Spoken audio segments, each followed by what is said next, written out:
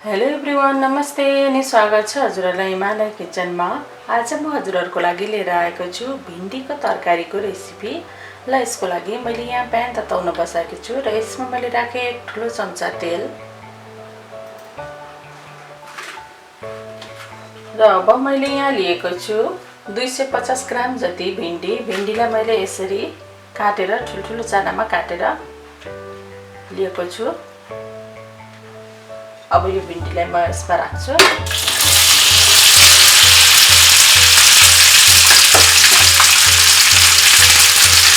मैले राखेको छु नुन। अब भिन्डीलाई चाहिँ गोल्डन ब्राउन हुने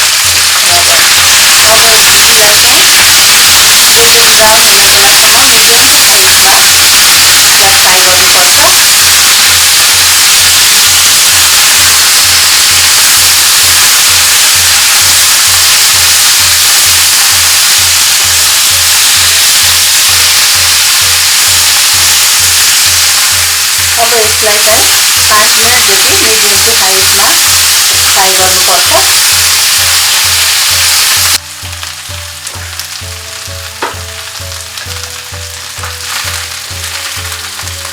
र भिन्डी यतिको फ्राई भएपछि अब म यसलाई भिज्दैछु।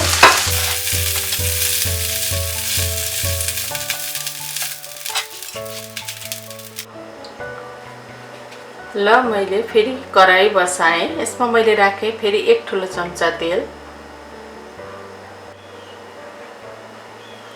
तेल तातेपछि मैले पुऱ्याएँ 1/4 चम्चा मेथी।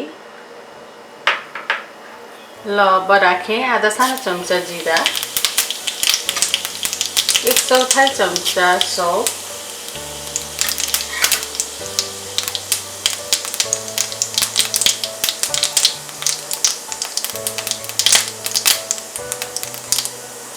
र एउटा ठुलो प्याजलाई राखेँ मैले मसिनो गरेर।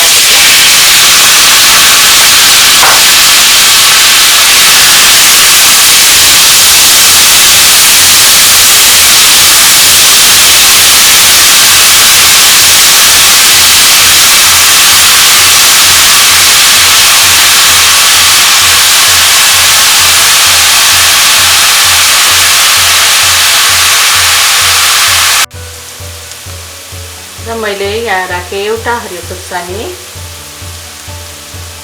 र राखेँ एक ठुलो चम्चा लसुन अदुवाको पेस्ट।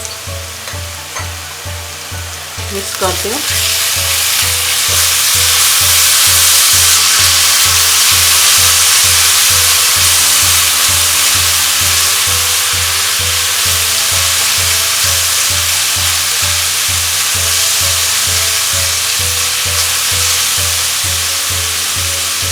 मैले राखेँ आधा सानो चम्चा तेजपात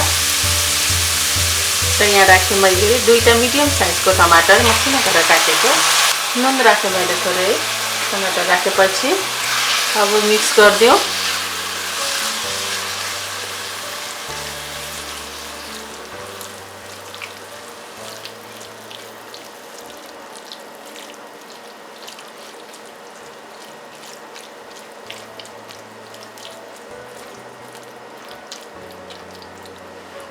अब यसलाई छोपेर टमाटर एकदमै राम्ररी गलुन्जेलसम्म यसलाई पकाउनु पर्छ।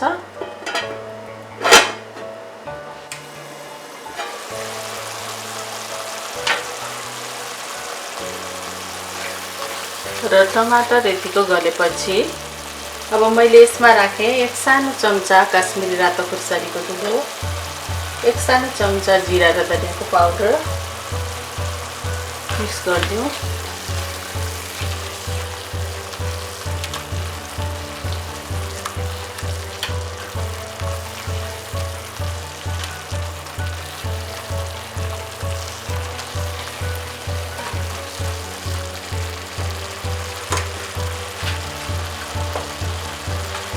र मैले यहाँ राखेँ एउटा मिडियम साइजको आलु।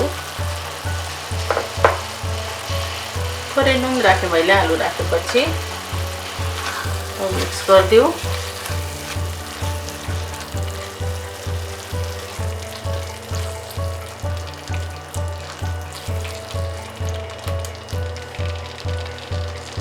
र मैले यसमा राखेँ 2 चम्चा जति पानी।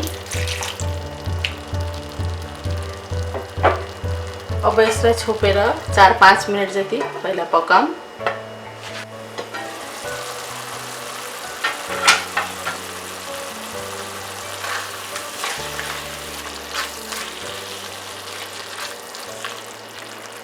ल अब यति बेला भएपछि मैले यसमा राखेँ अघि फ्राई गरेको भिन्डी।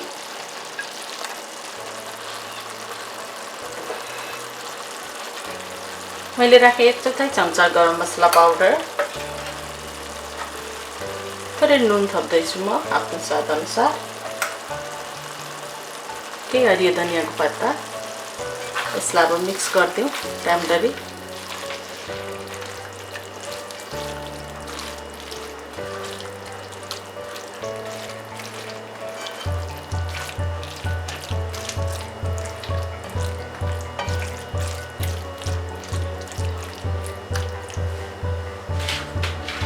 यसमा मैले राखेँ अब 1 कप पानी।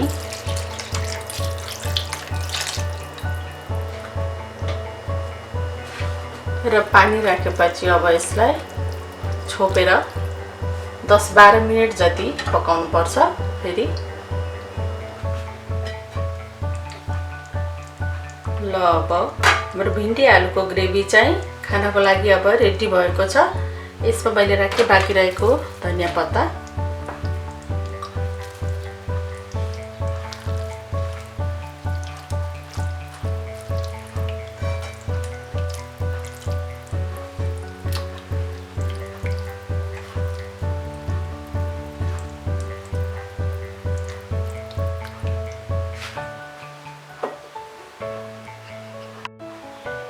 ल हाम्रो भिन्डी आलुको ग्रेभी तरकारी चाहिँ अब यसरी खानको लागि रेडी भएको छ।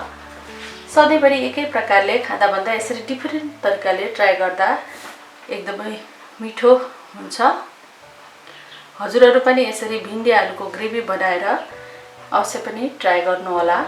यो एकदमै मिठो हुन्छ। हस् त यो रेसिपी हजुरहरुलाई राम्रो लाग्यो भने हाम्रो भिडियोलाई लाइक कमेन्ट शेयर गरिदिनु होला। यस्तै रेसिपीहरुको लागि हाम्रो च्यानललाई सब्स्क्राइब पनि गरिदिनु होला।